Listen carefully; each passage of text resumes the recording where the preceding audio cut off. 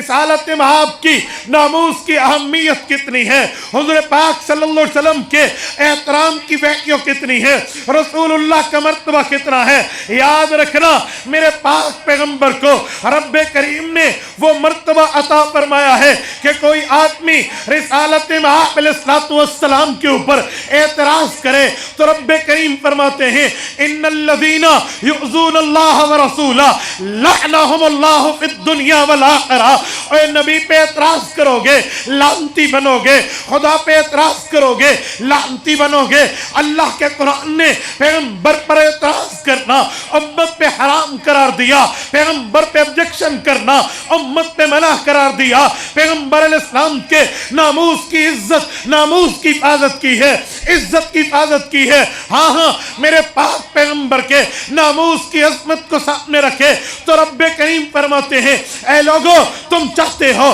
تمہیں اللہ نے پیدا کیا، تم اپنے خالق کو خوش کرو، اپنے مالک کو خوش کرو، اور اللہ سے محبت کی بات کی دامن بھرنے والوں قل ان کنتم تحبون اللہ، اگر تمہیں اللہ سے پیار چاہیے، اللہ سے محبت چاہیے، مودت چاہیے، یگانگت چاہیے، عقیدت چاہیے، پرمسرت زندگی چاہیے، تو اے لوگو نبوت کے لیے رب کا اعلان ہے فاتبعونی، اتباع پیغمبر کی کرو، بات پیغمبر کی مانو، حکم پیغمبر کا مانو، بات تسلیم پیغمبر کی کرو، کیونکہ نبی کا درجہ یہ ہے، خدا کا اعلان ہے اطیعوا اللہ و اطیعوا الرسول، جہاں اللہ کی ماننی ہے وہاں رسول اللہ کی ماننی ہے۔ ہاں نبوت کی ناموس کا مقام یہ ہے، رب نے سورۃ الحشر میں آپ کو مجھے بتایا ہے وما آتاکم الرسول فخذوہ وما نہاکم عنہ فانتہوا۔ اے لوگو نبی حکم کرے تو اپنے ماننا ہے،